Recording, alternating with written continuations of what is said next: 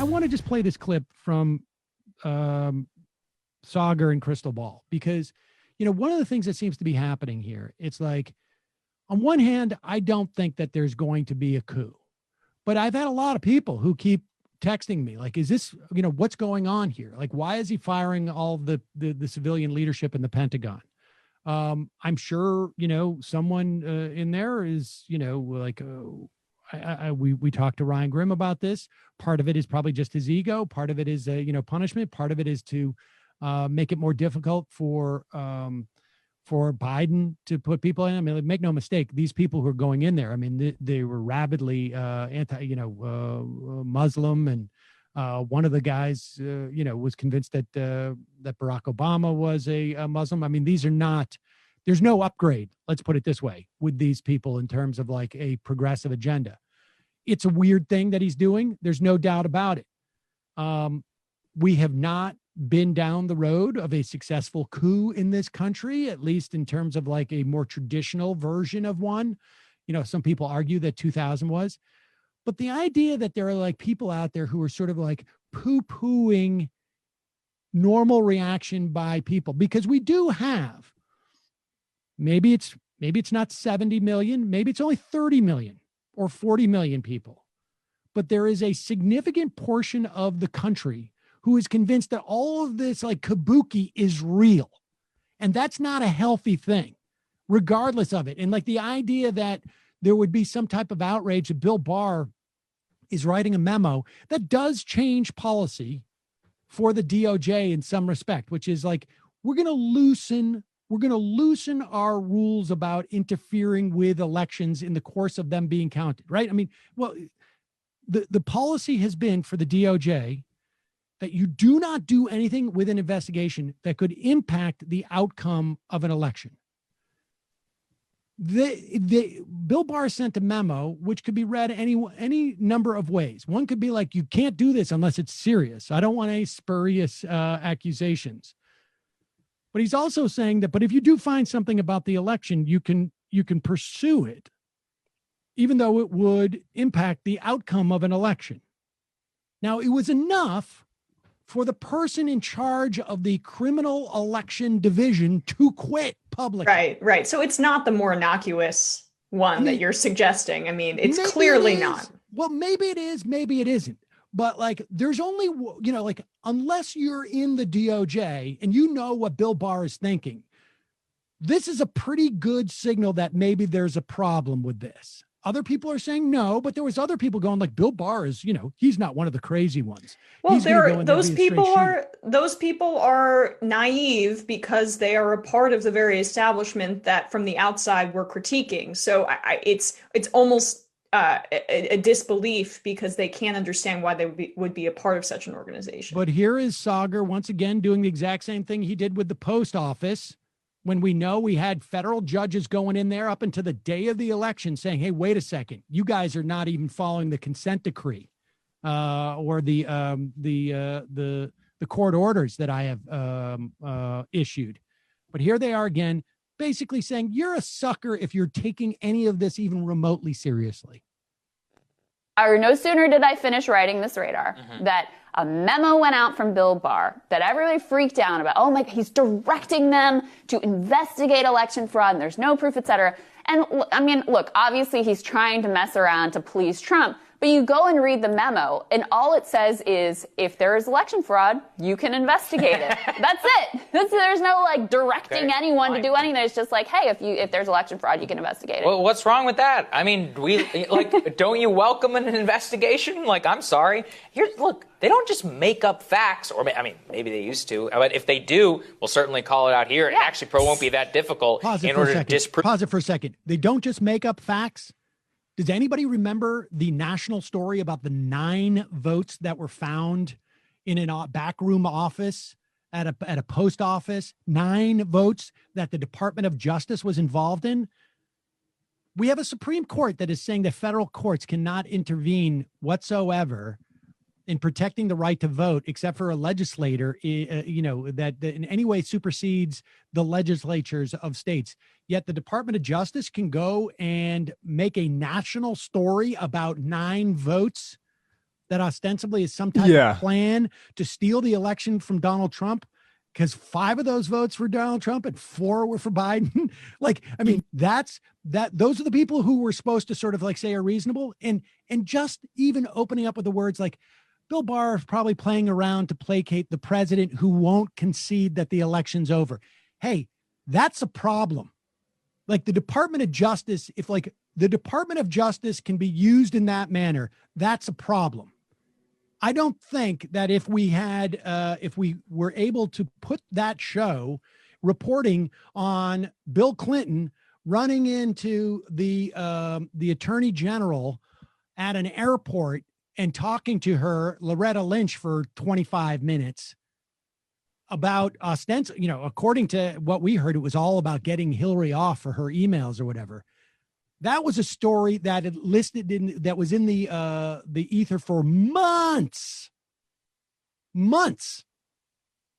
So, I mean, like, I understand they're truth tellers over there. It's just like, which truths are you deciding to tell? Continue. I mean, can I just say, like, this don't you want an investigation thing? Can we just tease that out a bit? Don't you want the DOJ to get involved with the election results? That's what he's saying there. They have a policy of not doing that. And imagine putting that in the context of, say, Lula. Hey, Lula, don't you want an investigation? Right? It's blatant what this is. And it's the exact same thing as the Russiagate 2.0 Postal Service thing, where they didn't mention, like, the overtime stuff, for instance. Major oversights in that clip, and they never revisit that a single time from that clip to the election day. In fact, I don't want the DOJ to investigate that. That should not be the first place it goes. It should be going to the state attorney general. But continue. Yeah, and he's taking it as a given, too, that voter fraud is a real widespread problem that needs to be investigated, which it's not. Yeah. I mean, we also have the example of, frankly, in 2005, maybe it was 2004, when the Bush administration, Karl Rove, ended up firing a bunch of U.S. attorneys because they weren't coming up with voter fraud. Sauger's a right winger, so I just am like, I'm not necessarily shocked by it, but it's just, I feel like people are just discovering that he's on the right. That's, I think, what is the bigger takeaway here. He was created in a lab to be the most palatable fascist possible for a general audience. Let's continue to play this. Certainly call it out here. And actually, won't be that difficult in order to disprove if they release some report. And this is the part which is driving me crazy about all of this, which is that the truth is that these people, the media, and so much more, after Russiagate, after Hillary, after fake news, after Russian disinformation, etc., they have no bearing to tell anybody not to question an election or others. And do they have any idea why 70% of Republicans don't trust the election results and don't trust them whenever they're trying to walk them through everything that happened? They just want you to sit down and shut up and accept results. And look, I don't accept the fact that there was like massive, widespread electoral fraud. But I think there was probably some fraud, as there always is in an election. And if we want to uncover that, and if we go and we find that in a DOJ report or something, fine by me. Isn't that a better thing? That would actually help a lot of people accept the results of the election. And yet they just don't want to go down this road. Wait, and hold it speaks on. to something Can you pause it for a second? Which is, the point here, though, Sagar, is that you guys are anti-establishment, not ostensibly. I mean, I believe Crystal is authentic in her perspective, and I like a lot of what she has to say. But like, if you're claiming to be kind of anti-establishment for the Republican Party and mistrustful of power, why would you believe that the DOJ would come up with this completely pristine result? Yeah, I mean, or why would you tell people to just trust that the Postal Service changes are about longstanding efficiency and if you're worried about the ongoing fraud that exists in elections, then where were you on the multiple bills on election protection that were rejected by a Republican Senate over just months ago? Like, honestly, like, we should have wholesale voter protections without a doubt.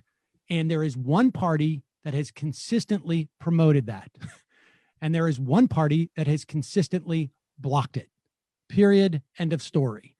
I mean, if we're going to pretend that, and if this is all, if we're going to have the DOJ involved in elections in states across the country as a mechanism to let the 70 million people down easy, do we get that every year? I mean, do we get that? Do we get that for every election? Are we all going to be, having our hands held? It sucks when you lose an election. I'm not even that happy about winning this one in the way that we did. I wanted to win more. I know, right? I know. Where's my pacifier? Where's my, do I get like can I get to the Iowa Attorney General to come and hold my hand while I deal with the fact that Joni Ernst is still a senator? What about the Maine AG? Can the Maine AG call me and soothe me when I go to sleep so that we don't have Susan Collins in the Senate? It's ridiculous. I mean, give me a break. Yeah. Well, they're feeding into a situation that's actually pretty good for the Republicans, right? Because they have this angry, activated base that thinks the election was stolen from them. And at the same time, they still hold quite a bit of power in the courts and the Senate. So right. So you can be the establishment while having galvanized the kind of anger and more populist rhetoric that you're talking about, Jamie. That's a great point. And we just got an IM reminding me of the Chris Kobach commission that was thrown together to prove that Donald Trump didn't lose the election by 3 million votes. I mean, give me a break, honestly. Like, you cannot be there and say, like, we're about telling the truth and demanding the truth. And it's okay if there's this entire fiction that is going on for weeks involving every top member of the Republican leadership and people who have all their hands on the mechanisms of power in this country, basically saying, hey, let's just believe this fiction for a while. There is a Santa Claus, so maybe it'll make you feel better.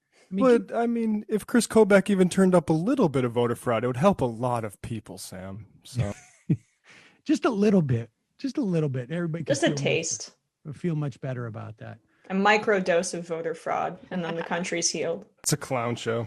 Keeps you happy. Did you guys see that article about actual voter fraud that happened with this group of Hasidic Jews and developers in a town upstate?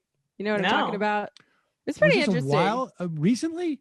Yeah. This election? Sam Adler-Bell wrote a story about it for Jewish Currents. It was interesting on a number of levels, but I think one thing that it shows is that it's actually pretty obvious when voter fraud is happening, even on a very local level. And it's pretty easy for local officials to investigate it and figure out what happened.